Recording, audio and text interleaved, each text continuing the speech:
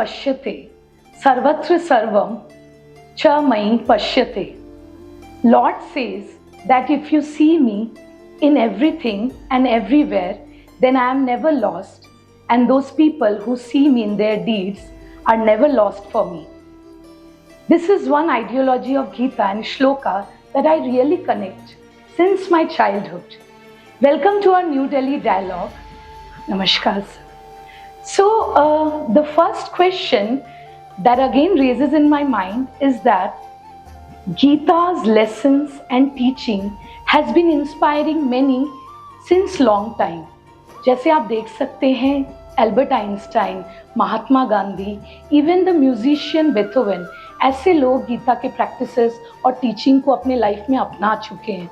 तो जो इंस्पिरेशन उन्होंने ली, आपको क्या लगता है कि आज 21वीं सदी में भी गीता की उतनी ही रेलेवेंसी है?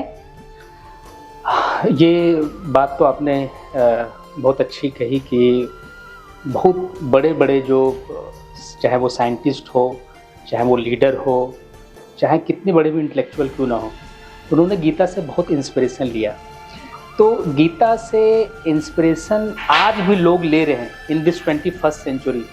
उसका जो सबसे बड़ा रीज़न जो मुझे लगता है कि ये जो हमारा सनातन धर्म है, जो हिंदुइज़्म है, उसमें ब्यूटी ये है कि आप इसको हर युग में अपने हिसाब से इसको इंटरप्रेट कर सकते हैं. जैसे गीता का कम से कम मुझे लगता है कि ऐसे सैकड़ों इंटरप्रिटेशन हो चुके हैं.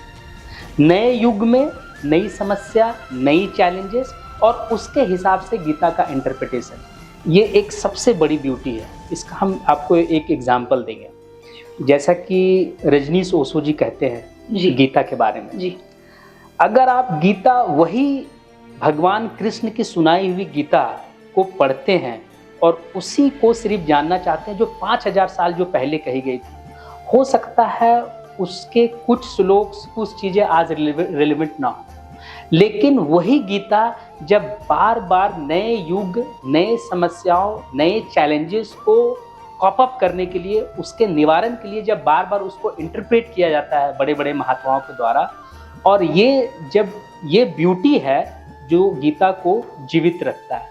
जैसे उन्होंने एक बहुत अच्छा सेंटेंस कहा कि गीता बेसिकली एक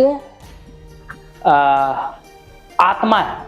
धर्म जो है वो बेसिकली आत्मा है, लेकिन उसको प्रेजेंट करने के लिए हमेशा नया बॉडी चाहिए. वही कृष्ण 5000 साल पुराने वाले कृष्ण को अगर आप उसी तरीके से सुनते रहेंगे तो वो बॉडी जो है नया नहीं है. तो वो बॉडी नया कैसे है? तो विवेकानंद जी का गीता सुनिए, 8th सेंचुरी में आदि शंकराचार्य जी ने गीता बताया, फिर उसके बाद बाल गंगाधर तिलक जी का गीता है. तो ऐसे करके आपका रामानुज, माधवाचार्य, सबने गीता का इंटरप्रेट किया. तो नए नए युग में बदलते परिवेश में इसकी जो इंटरप्रिटेशन है वो इतनी अच्छी हुई है कि ये गीता को हमेशा नवीन बनाता है और नया बनाता है. ये आप ये कहना चाह रहे हैं कि जितने भी महापुरुष हुए हैं उनकी अपनी जीवन शैली के अनुरूप ही उन्होंने कहीं ना कहीं अपने परसेप्शन के हिसाब से गीता को इंटरप्रेट किया है, जो उनकी विचारधारा और जीवन शैली रही. And thank you so much guys for supporting our channel. For more such episode please follow, like and subscribe our channel New Delhi Dialogue. Namaskar.